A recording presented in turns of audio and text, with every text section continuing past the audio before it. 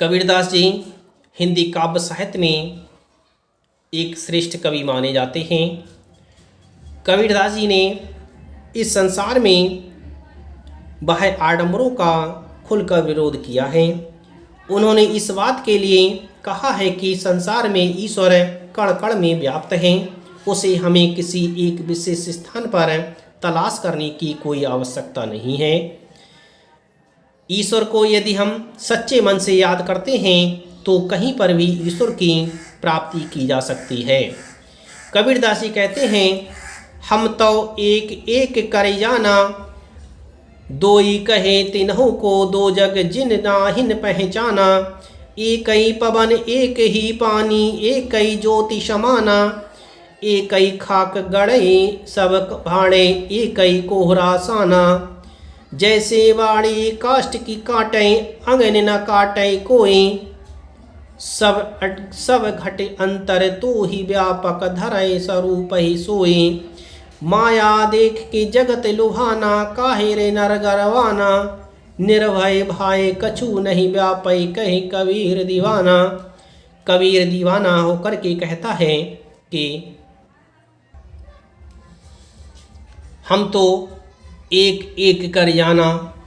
कबीरदास जी कहते हैं कि हम तो केवल उस परमात्मा को मानते हैं, उस एक ही परमात्मा को मानते हैं। हम तो केवल यही जानते हैं कि परमात्मा एक है। जो लोग उस परमात्मा के लिए आत्मा, परमात्मा, जीव, ब्रह्म आदि दो अलग अलग अस्तित्व मानते हैं, उन्होंने वास्तव में उस परमात्मा को नहीं जाना। परमात्मा एक है, वह सभी जीव में व्याप्त है। आत्मा और परमात्मा का मिलन अटूट है। इस संसार में लोग उस परमात्मा को अलग अलग नाम से जानते हैं, परंतु परमात्मा एक है, हम इस बात को जानते हैं। दो ही कहे तिन्हों को दो जग जिन नाहिन पहचाना। कबीरदास जी कहते हैं कि जो इसके लिए अलग अलग मानते हैं वह वास्तव में इसको नहीं जानते। उन्होंने परमात्मा को वास्तव में नहीं जाना है। जो लोग उस परम तत्व को आत्मा, परमात्मा, जीव, ब्रह्म आदि अलग अलग अस्तित्व के रूप में मानते हैं, उन्होंने वास्तव में उस परमात्मा को नहीं पहचाना। उन्होंने इसका उदाहरण भी दिया है कि किस तरह से परमात्मा एक है, किस तरह से परमात्मा की सत्ता व्याप्त है। हम उसे केवल अलग अलग नाम से तो जानते हैं, परंतु परमात्मा एक है। जो इसे अलग अलग मानता है वह परमात्मा के विषय में नहीं जानता। कबीरदास जी कहते हैं कि इस संसार में एक ही पवन एक ही है, एक ही पानी और पानी भी एक ही है। एक कई ज्योति और एक ही ज्योति है, इन्हीं में ईश्वर समाहित है। इस तरह से पानी भी अलग अलग नहीं है, पवन भी अलग अलग नहीं है, ज्योति भी अलग अलग नहीं है, तो ईश्वर कैसे अलग है?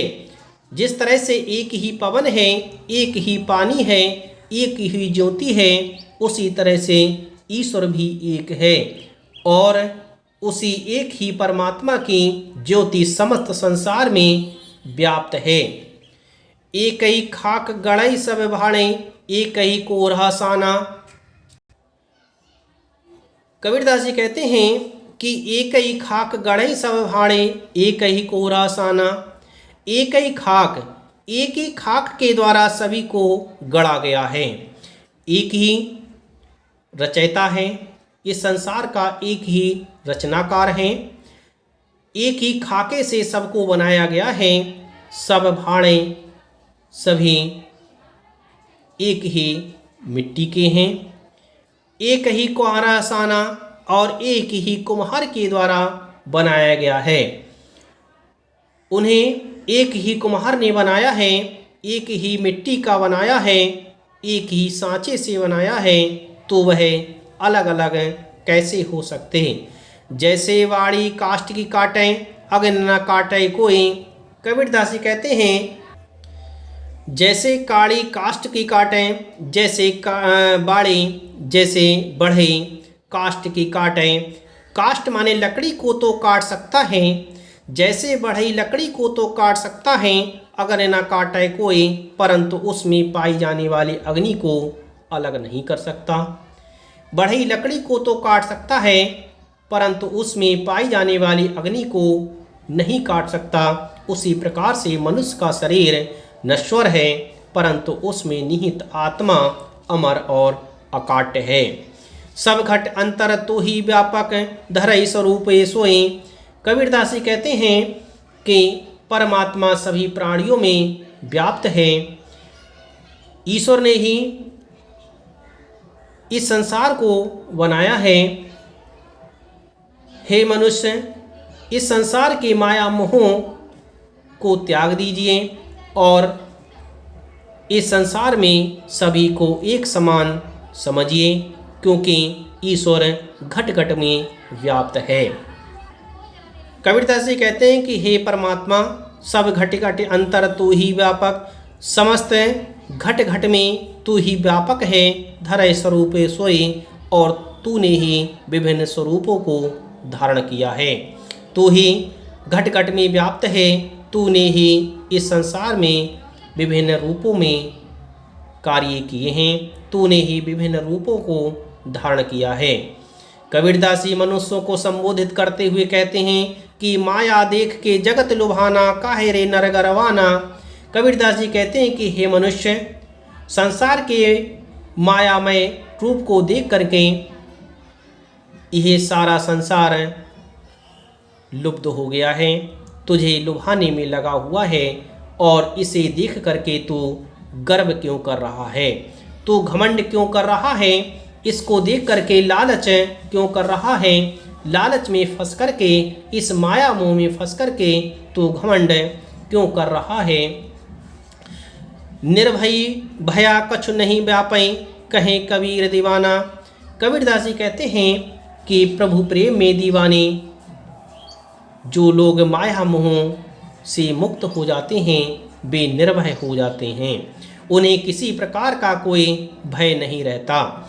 इस तरह से कबीर दीवाना कहता है कि जो निर्भय भया कछु नहीं व्यापै, जो निर्भय हो जाता है, जो इस माया मोह के चक्कर से अलग हो जाता है, कुछ नहीं व्यापै, उसके लिए कुछ भी व्याप्त नहीं होता, उसके लिए यह संसार कुछ भी डरावना नहीं लगता, उसे किसी प्रकार का कोई भी भय नहीं रहता, क्योंकि वह पूरी तरह से ईश्वरमय हो जाता है। इस तरह से कबीरदास जी ने एक ही बात कही है कि ईश्वर एक है, हम उसे अलग अलग नामों से पहचानते हैं। जो उसे अलग अलग समझता है वह ये नहीं जानता कि ईश्वर कौन है, वह ईश्वर के स्वरूप को नहीं जानता, क्योंकि ईश्वर ने इस संसार में एक ही पवन बनाई है, एक ही पानी दिया है और एक ही ज्योति दी है, तो ईश्वर अलग अलग कैसे हो सकता। ईश्वर इस ज्योति में पूरी तरह से समाहित है, एक ही खाके से, एक ही मिट्टी के द्वारा, एक ही कुम्हार के द्वारा सभी को बनाया गया है। जैसे बढ़ई काठ की लकड़ी को तो काट सकता है, लकड़ी को तो काट सकता है, परंतु उसमें व्याप्त अग्नि को नहीं काट सकता। उसी तरह से ईश्वर कभी भी अलग नहीं हो सकता। ईश्वर आत्मा और परमात्मा का एक अंश माना जाता है। ईश्वर एक है, उसे हम विभिन्न रूपों में तो मानते हैं। इस तरह से कबीरदास जी कहते हैं कि मनुष्य माया मोह में फंस करके पूरी तरह से गर्व कर रहा है। मनुष्य को माया मोह में आकर के गर्व नहीं करना चाहिए, क्योंकि जो इस माया मोह के चक्कर से अलग हो जाता है वह इस संसार से भय से मुक्त हो जाता है। इस तरह से कबीरदास जी ने यहाँ पर एक ही ईश्वर की सत्ता को व्यक्त किया है। इसमें कबीरदास जी ने ब्रज भाषा का प्रयोग किया है। कबीरदास जी ने ब्रजभाषा का बहुत ही सुंदरता के साथ इस पद में वर्णन किया है तथा इसमें यह व्यक्त किया है कि ईश्वर एक है। हमें उस ईश्वर की एक रूपता को पहचानना चाहिए।